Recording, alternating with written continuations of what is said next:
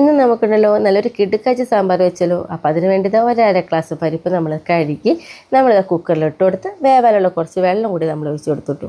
പിന്നെ ഇതേപോലത്തെ ഒരു കഷ്ണം കായും കൂടി നമ്മൾ കുക്കറിലിട്ട് കൊടുക്കുകയാണ്. അതിനുശേഷം നമ്മുടെ കുക്കറൊക്കെ മൂടി വെച്ച് ഒരു വിസിലൊക്കെ വന്നു കഴിയുമ്പോൾ നമ്മുടെ പരിപ്പ് വെന്ത് കിട്ടാറുണ്ട് കേട്ടോ. അതിനുശേഷം നമ്മളിതാ ഒരു ചെറുനാരങ്ങയുടെ അത്ര വലിപ്പമുള്ള നമ്മൾ കോലിപ്പുള്ളി വെള്ളത്തിലൊക്കെ ഒന്ന് ഇട്ട് വെച്ച് കൈ കൊണ്ടൊന്നും ഞെരുക്കി പിഴിഞ്ഞ് വെക്കുകയാണ്. കാരണം അത് നന്നായിട്ട് കുതിർന്ന് കിട്ടാൻ വേണ്ടിയിട്ടാണ് കേട്ടോ. അതിനുശേഷം നമ്മളതൊരു കലം വെച്ച് വെളിച്ചെണ്ണയ്ക്ക് വെച്ച് ചൂടെ വന്നപ്പോൾ നമ്മൾ ഉലുവ ഇട്ട് കൊടുത്തു. കൂടെ തന്നെ നമ്മളിത് പച്ചമുളക് ഇട്ട് കൊടുത്തു. പിന്നെ ഒരു 18 ഉള്ളി കൂടി ഇട്ട് കൊടുത്തിട്ടുണ്ട്. ഉള്ളിയൊക്കെ ഇട്ടിട്ടുണ്ടെങ്കിൽ നമ്മൾ ഇതേപോലെ ഒന്ന് വഴറ്റിയെടുത്തിട്ടുണ്ട് കേട്ടോ. ചെറുതായിട്ടൊരു കളർ ഇങ്ങനെ ഒന്ന് മാറണുള്ളൂ കേട്ടോ, കൂടുതൽ വേണ്ട.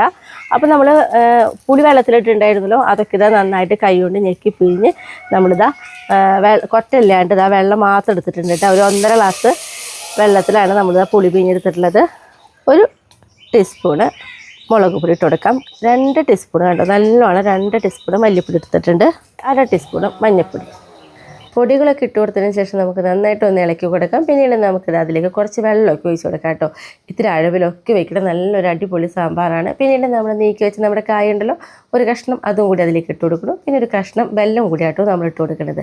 അതിനുശേഷം നോക്കിയാൽ നമ്മൾ കുറച്ച് കഷ്ണങ്ങൾ നോക്കി വെച്ചിട്ടുണ്ട്. ഇന്ന കഷ്ണങ്ങളൊന്നുമില്ല കേട്ടോ, ഏത് കഷ്ണം ഇട്ടിട്ട് നമുക്ക് സാമ്പാർ വയ്ക്കാം. പിന്നെ കുറച്ച് കറിവേപ്പിലയും പിന്നെ ആവശ്യത്തിനുള്ള കുറച്ച് ഉപ്പൊക്കെ ഇട്ട് കൊടുത്ത് ഇതേപോലെ നല്ലൊരു അഴവിലാണ് കേട്ടോ നമ്മൾ സാമ്പാർ വയ്ക്കാനായിട്ട് നമ്മൾ റെഡിയാക്കി വെച്ചിട്ടുള്ളത്. അതിനുശേഷം നമ്മൾ മൂടി വെച്ചു.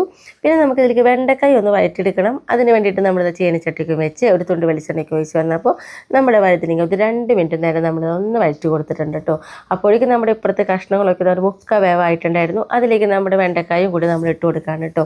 പിന്നെ വീണ്ടും നമ്മളിത് ഒന്നും കൂടി ഒന്ന് മൂടി വെച്ച് വേവിക്കുകയാണ്. ഇനി നമുക്കിത് ഒന്ന് തുറന്ന് നോക്കാം കേട്ടോ. അതേ നമ്മുടെ സാമ്പാറിലെ കഷ്ണങ്ങളൊക്കെ അടിപൊളിയായിട്ടൊക്കെ വെന്ത് വന്നിട്ടുണ്ട്.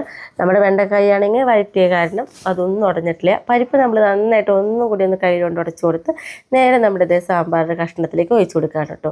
അതിനുശേഷം നമുക്ക് ഒന്നും കൂടി നന്നായിട്ട് തിളപ്പിച്ചെടുക്കണം. ഇപ്പോൾ നമ്മുടെ സാമ്പാർ റെഡി ആയിട്ടുണ്ട്. ഇനി നമുക്ക് താളിക്കേണ്ട ഒരാവശ്യം മാത്രമേ ഉള്ളൂ കേട്ടോ.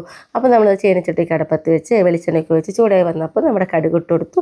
പിന്നെ അതിലേക്ക് ആവശ്യത്തിനുള്ള 2 വറ്റമുളക് നമ്മൾ ഇട്ട് കൊടുത്തു. പിന്നെ കുറച്ച് കറിവേപ്പിലയും കൂടി ഇട്ട് കൊടുത്തു കേട്ടോ. നമ്മുടെ സാമ്പാർ ഇപ്പോൾ തന്നെ റെഡിയാക്കും. നേരെ നമ്മൾ ചട്ടിയിലേക്ക് വെച്ച് കൊടുക്കുകയാണ്. ഇത്ര ഉള്ളൂ കേട്ടോ നമ്മുടെ സാമ്പാർ വയ്ക്കും. ഏറ്റവും ലാസ്റ്റായിട്ട് നമുക്കുണ്ടല്ലോ കുറച്ച് മല്ലിയില കൂടി ഇട്ട് കൊടുക്കാം കേട്ടോ. അതിനുശേഷം നമുക്കൊന്ന് മൂടി വയ്ക്കാം. പിന്നീട് നമ്മൾ ആ മൂടി തുറന്ന് കഴിക്കാൻ എടുക്കുമ്പോൾ ഉണ്ടല്ലോ പ്രത്യേക ഒരു ടേസ്റ്റാണ് കേട്ടോ. അപ്പോൾ നമ്മുടെ കിടുക്കാച്ചി സാമ്പാർ റെഡി ആയിട്ടുണ്ട്. എല്ലാവരും ഒന്ന് ട്രൈ ചെയ്തോളൂ കേട്ടോ.